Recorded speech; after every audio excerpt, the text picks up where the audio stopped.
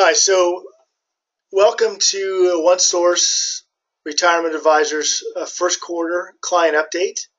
I've got with me Jim Olson, and Frank Ortner III is going to join us, and we're going to give you an overview of first the markets. We're going to answer the question, can the stock market go higher? And then we're going to give you an overview of the new tax law and a couple of things that you'll want to be aware of. So let's get moving. Again, if everybody could mute their microphone, I'll give you a chance in about 20 minutes to ask questions. Thank you very much. All right. So I'm going to give you a quick review of the 2017 market, and I think there's a couple small surprises here. One is that bonds made a return. So this is the bond index that you're seeing, 3.5%. And our strategy was to go a little more short term. And Jimmy, our returns there were about that. We were, Lord Abbott, for example, was up about 2.7% for the year. So the bonds represented here, the 3.5% is the aggregate bond index, the Barclays aggregate bond index. That is more longer-term bonds, about a 6-year duration. We went down to about a 2-year duration just to kind of limit the volatility in the bond space. Yeah. So lower our risk. So our returns were more like 2-3%. Yeah. Bond market was more like 3%. The big surprise, not now, but last year was S&P 500 made 21%, and we're going to talk about that more in a minute. And TIA real estate account turned in almost 4.3%, and the positive news there was we saw the TIA real estate account pick up and make 43 basis points, a little under 0.5% the last 3 months of the year. So we're hoping that forebodes well for 2018. And TIA was only making about maybe 3% in part of 17, and we're hoping we'll see closer to 5 this year. And then finally, we use a lot of balance funds in different accounts, and the Vanguard Balance Index was up a little over 13. So those are kind of the broad categories. I'll just say welcome aboard to anybody who just jumped on, and if you could mute your microphone, we'd appreciate it. So the real story about the stock market in 2017 was that growth stocks, really, right, Jimmy? Large growth stocks. So growth stocks, if you just pulled those stocks out of the market, their average as a category, as an asset class, was over 30%.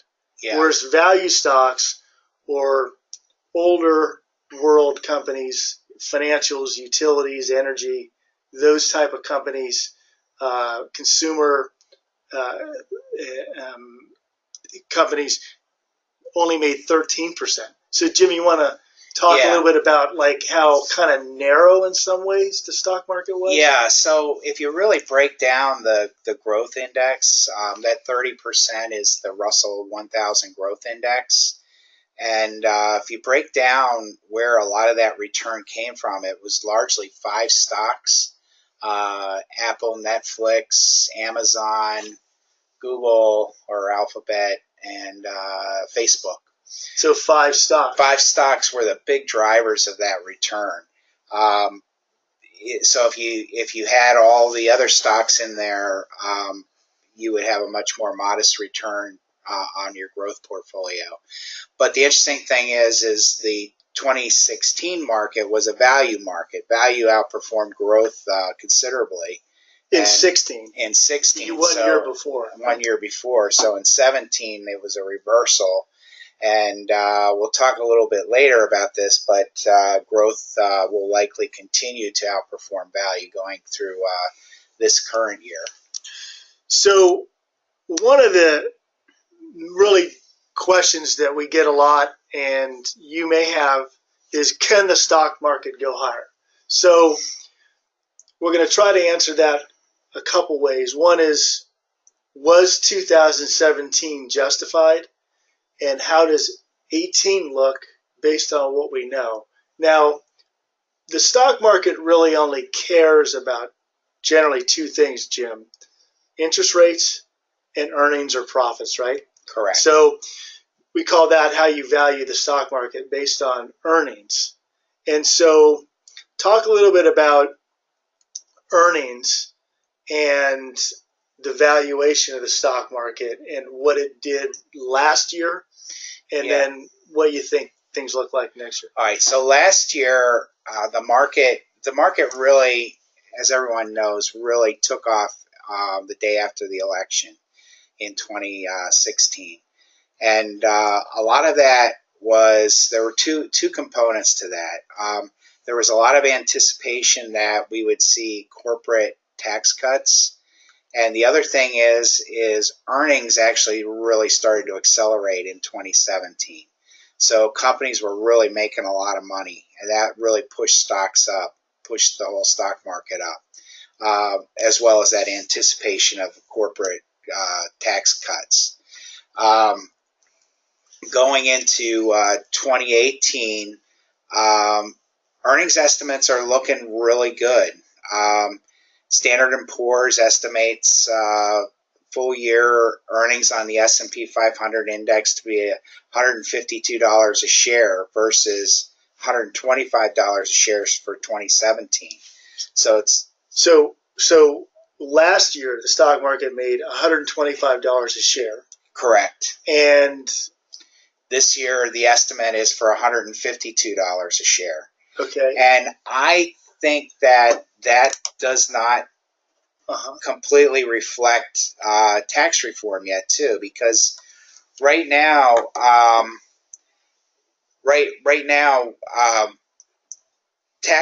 the report, we're in reporting season right now for fourth quarter earnings, and right now, companies, about 25% of the companies have reported so far. At the same time that they're reporting their earnings, they're giving guidance for this year.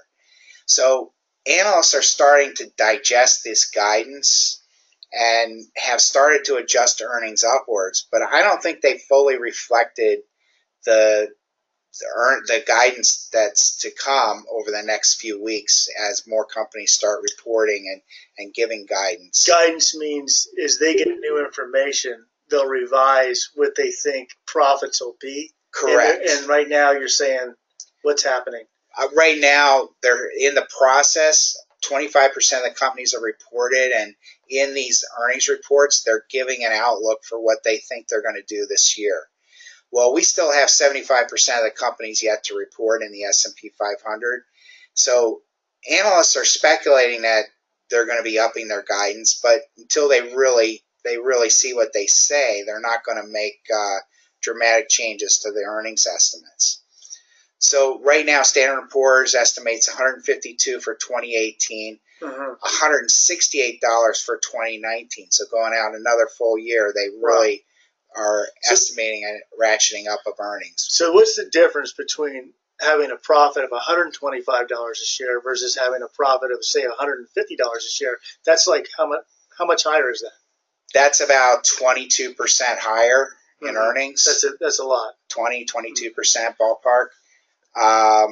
2016 the earnings were, I think it was around 114. So okay. So in 2016, which was the last year things were like boring.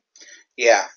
They were like 110, 115. Yeah. This year they're in at 125. Correct. So that was a nice increase. Correct. And then you're talking about potentially a bigger increase in 18. Now, does the market peek and look ahead? Like, do they? The market's always looking ahead. So the market is a forecasting mechanism. So it's looking ahead 9 to 12 months. It's always looking ahead. So when a company reports earnings, that's the past 12 months. It's really the guidance that analysts are looking at. What do they think they're going to earn over the next 12 months?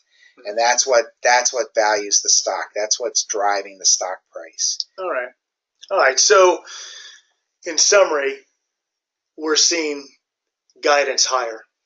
Yeah. So far, with 25% reporting so far, we're seeing guidance raised. Yeah, I wanted to introduce this one concept, and for those of you that aren't on the computer, I'll describe what we're looking at for you. So let's see. What we have here is a 30-year chart of the stock market and its earnings. So what you see, if you can picture it, is a line chart going up and down over 30 years, left to right. And if you draw with your finger, moving left to right, going back 30 years ago, earnings in the 90s were good. And then if you remember, your finger would go up, and that line chart would jump up really high in the 90s, in the end of the 90s, in the technology boom. And we saw stock prices get anywhere from 25 times earnings back in the end of the 90s. And then there was a recession, and your finger would draw the line down as you move left to right. And then, of course, the Great Recession of '08. And now the lines chart is starting to climb again. And I think this is interesting because if you look at how your finger moved up and down, left to right, with the market and its earnings, where would you think you would end up today compared to where it's been on average over the last 30 years? And what, if you're on the computer, what you see is we're not that much higher than average, Jim. Correct. Yeah, we're at 18 times earnings, which is a ratio. So the earnings is 18 times. The long-term average is what, Jim? About 16. That's 16. So despite all this media potential discussion about whether the market's too high or earnings are too high, comparatively, over the 30 years, this chart, courtesy of JP Morgan, shows us we're a little above the average. But one of the things that average doesn't tell you is where interest rates were over those 30 years. So when you look at different periods, go back to 2000, 1999, the 10-year Treasury was somewhere around 7%, and today it's 2.7%. So lower interest rates justify higher stock or price multiples in the stock market as well. So, at 7% 10-year Treasury, maybe 16 or 15 is more reasonable, but at 2.7%, 18 is a little bit more reasonable. So I guess what I'm getting at is I don't think the market is that expensive right now. It may be above average from a long-term historical look, but when you factor in where interest rates are, it's really not that expensive. Yeah, Jim, I mean, what's interesting when you say that is like, what's a CD pay today? 1%. A one-year CD is probably 1%. And if you picture that line chart way higher in the 90s, what was your choice or alternative if you wanted to jump out of the market in 1999? What would a CD have paid then? Probably around 7%. Yeah. So that's also a big factor as we roll forward, is right now we have low interest rates, which the market likes. Right. Back in the day, just to wrap this up, stock prices were way higher, but at least you could go make some money. you could at least earn 6-7% on a guaranteed account. So I think translation is we don't know, but right now we're a little higher than average, and we have low interest rates. Right. All right. So let's move on. And again, I promise you guys will have some chance to ask some questions here in about 5 or 10 minutes. I got Frank Ordner here, and we're going to forgive me.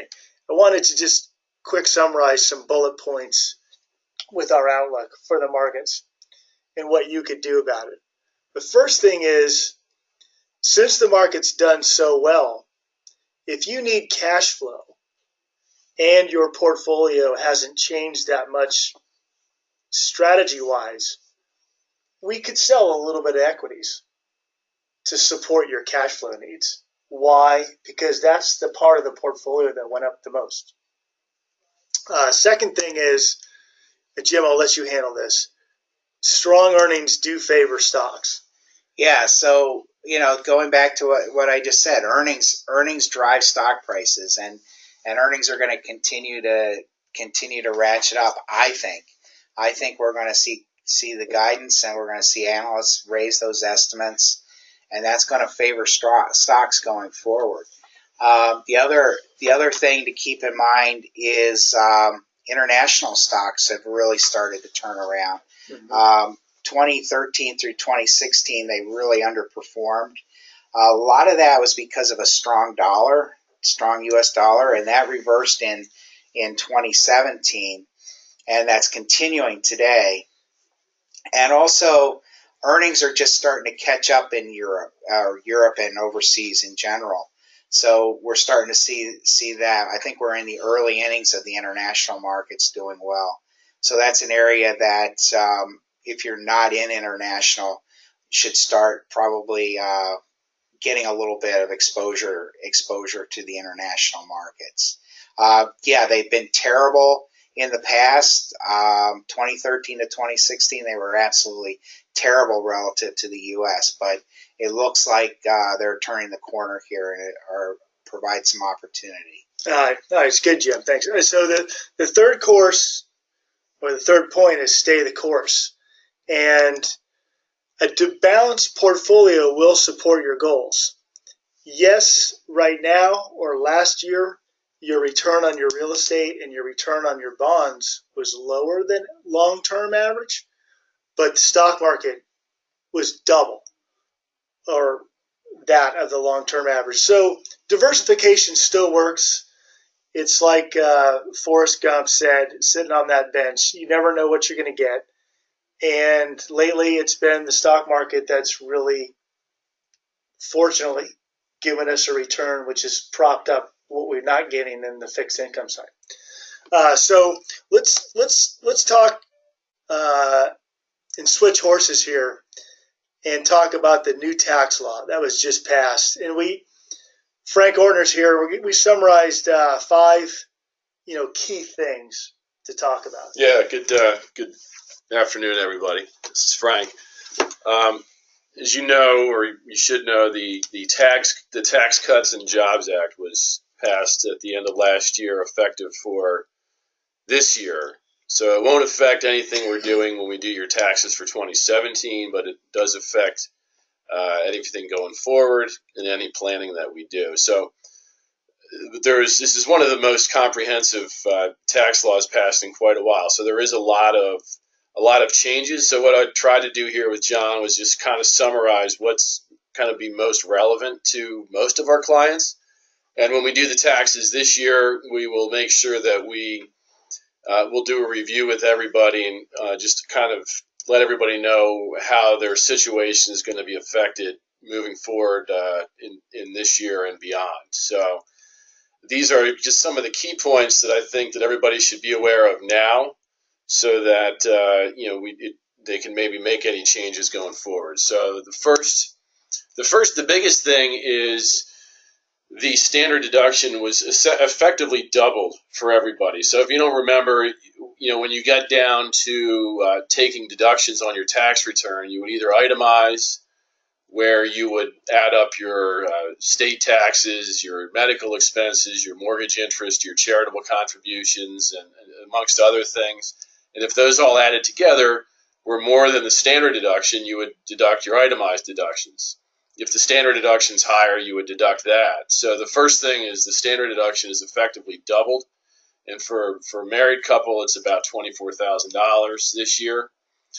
And at the same time, they've eliminated or capped a lot of what you could use as itemized deductions. Namely, the headline was the $10,000 limit on state and local income taxes plus your local property taxes. So when most people added those all together every year, that was a lot higher than $10,000.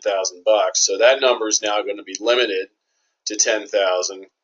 So the bottom line is what we're going to see is, especially for retired clients that don't really have much in the way of mortgage interest, is people starting to use the standard deduction a lot more frequently because it's going to just be higher than what the itemized are. So the other side effect of that is any charitable contributions that you make are going to essentially not help you out from a tax standpoint. However, let me go back on that. The one planning tip that we are starting to recommend for people who are over 70 and a half and have to take the RMD from their IRA account is one rule is you are allowed to have your RMDs go direct to a charity and for up to $100,000 in each year. So if you've got an RMD that's coming out that's going to be income to you, and you still like to give a certain amount to different charities, we can help you direct that, have that go directly to the charity so that it'll come right off the top and won't be income to you. So you'll still get essentially a deduction for your charitable contribution because that won't be treated as income. So we'll, again, if you think this applies to you and you want to talk to us soon, let us know before we go too far into this year because you can start doing it. Otherwise, we'll definitely bring this up when we do a review after having done your taxes for last year. Number two, a big deal is anybody that has a 529 account for a child or grandchild they've been putting away for college savings. Those funds can now be used, and the tax-free benefit can be taken advantage of for up to $10,000 a year for private elementary and secondary schools. So if you've got a kid or grandkid that is going to a private school, not college age yet, you could use some of these funds for that purpose as well. Again, up to $10,000 a year. So that is possibly useful for some clients. Number three is Roth conversions. We have a lot of clients do Roth conversions if the situation makes sense. One thing we used to be able to say is, well, look, if it doesn't make sense before we file a return, we can undo the conversion. Well, that's been eliminated now. So there's no longer the ability to recharacterize money that's been converted into a Roth IRA. So it's just something to be aware of when we do that. Number four, just a reminder that this year the amount you're allowed to gift annually to another person is $15,000 up from $14,000. So you can give each person can give that amount to another person without having to file any sort of gift tax return. And just a quick, everybody in general, the big result I think from the tax law will be overall lower rates that people are paying. The new tax rates are going to be, as you can see here on the screen, if you're looking 10, 12, 22, 24, 32, 35, and 37. All of them essentially down about between 2 to 3 percentage points from where they were before. So overall, it looks like most people are going to see a little bit of savings when we do the taxes. And again, we'll be able to review that when we do those for 2017 and see how that's going to affect each of you personally. All right. It's a good job, Frank. Yeah, thanks, John. So what we'll do here is we'll wrap up and allow you guys, if you guys want to ask some questions, you can either type them in or just speak them one at a time. And we'll see what we get. Any wise guys out there?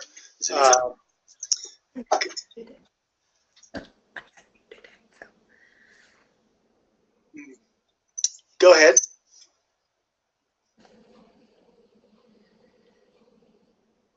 Or maybe if you want to type in, just say, if you have a question. If you have a question, I see, we have one question here is, what will the Dow Jones average break 30,000? And Jimmy, want to take that one? Well, that's 4,000 points roughly from where we are right now. So it's like 2 weeks. It's 15% from where we are right now. I would say it's reasonable for this year to expect a 15% return. If these earnings come through, like I was saying earlier, I think that the market's going to be strong this year. It's going to continue. So 30,000 is reasonable expectation, by the end of the year or early part of 2019. All right, thanks, Jimmy. Anybody have anything else for the good of the order? Okay, let's see. I see a couple coming in here. Let me just let's see. Let me just take me a moment here. So, okay. So one question is, the PE ratio, the price earnings ratio on the stock market's 18. It's actually, what would happen if interest rates go up? Would that affect the value of the stock market? If they went up dramatically, yes. Part of the selling we've seen over the last few days may be in response to the 10-year going up a little bit. We also have the Fed will make an announcement today, and they'll likely raise short-term rates. I don't see that as I think it's more expected that it's going to happen. Mm-hmm. So I think it's already priced in the market. I wouldn't be surprised. The Dow's up a lot today, primarily because of Boeing's earnings. The S&P is not up that much right now, but I wouldn't be surprised to see a nice close today at the Fed announcement at 2:00. I don't think we're going to see the 10-year Treasury break 3% this year. So I don't think until we start seeing that rise well above 3% that we really have a lot to worry about from an interest rate standpoint. All right, thanks, Jimmy. Next question is one reaches retirement age 7.5 for required minimum distributions. The question is, can you contribute an IRA to a charitable trust or one of these gift funds? Right. So we've got that question a lot.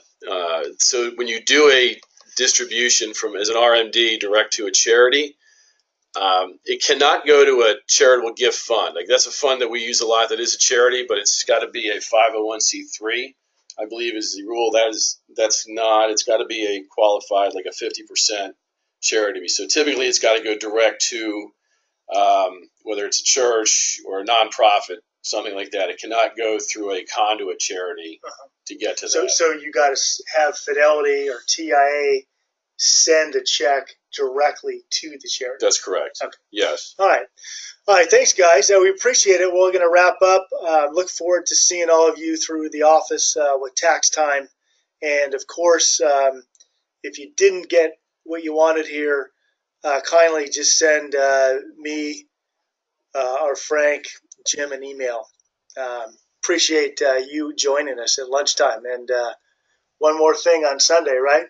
Yeah, go Birds. Go Eagles. Yeah. Thank you all. Thanks, bye-bye. Guys. Thanks.